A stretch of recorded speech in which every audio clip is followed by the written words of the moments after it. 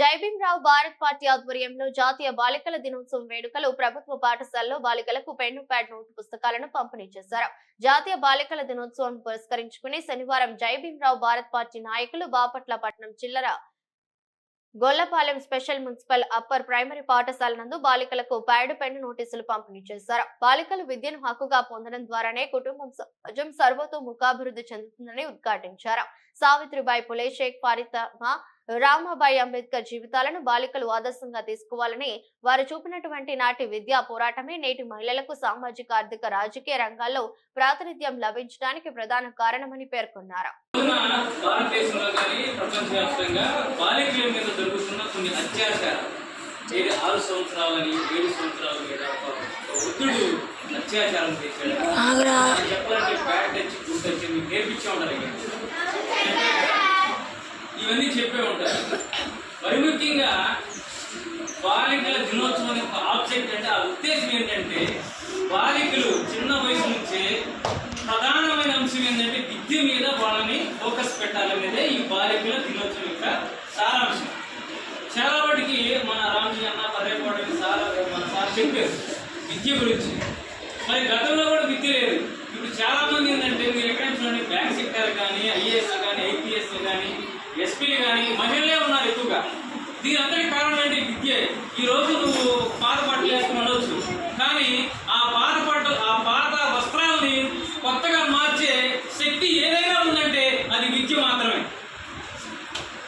ఈ రోజు మీరు ఇక్కడ ఉన్నారు, రేపు ఒక కలెక్టర్ అవ్వచ్చు, ఒక జిల్లాకి ఒక ఎస్పీ అవ్వచ్చు, ఒక మండలానికి ఎంఆర్ అవ్వచ్చు, ఒక డాక్టర్ అవ్వచ్చు, ఒక ఇంజనీర్ అవ్వచ్చు.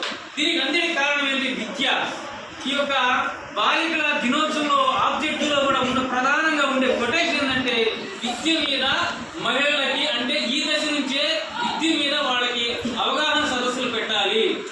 వీళ్ళ మీద జరిగే అన్యాయాలు ఎవరైతే పిల్లల మీద జరుగుతాం, మనం సోషల్ మీడియా చూస్తున్నాం, అక్కడ 6 సంవత్సరాల బాలికల మీద లైంగిక దాడి జరిగిందని చెప్తా ఉంటారు. అలాంటివి కూడా వాటి మీద కూడా మీకు అవగాహన పొందే విధంగా మీకు ఏ సంవత్సరం అంటే ప్రభుత్వం మహిళల మీద, అదేవిధంగా మీ యొక్క బాలికల మీద ఒక క్యాలెండర్ లాగా ఉంటుంది. ఆ యొక్క క్యాలెండర్ని ప్రతి ఒక్క విద్యార్థులు కానీ అదేవిధంగా ఉపాధ్యాయులు నిర్వహిస్తే వాటి మీద అవగాహన మీకు కల్పించాలి. అదేవిధంగా మీరు కనుక ఒక్కొక్కరిని రామాబాయి, మహాత్మా జ్యోతిరావు ఫులే, డాక్టర్ బిఆర్ అంబేద్కర్ గారు, మరి ముఖ్యంగా రాజ్యాంగం రాయకముందు రాసిన తర్వాత మహిళ యొక్క శక్తిని బలంగా ముందుకు తీసుకెళ్ళిన ఈ భారతదేశం ఎవరంటే డాక్టర్ బిఆర్ అంబేద్కర్ గారు. ఎందుకంటే మహిళలకి క్యూన్ అబ్జర్వేషన్ ఉంటుంది, అంటే చాలా క్యూన్గా అబ్జర్వ్ చేస్తారు వాళ్ళు. మగవాళ్ళ కన్నా మహిళలకి చదివే శక్తి ఎక్కువ ఉంటుందని చెప్పి చాలా పరిశోధనలు కూడా చెప్పడం జరిగింది.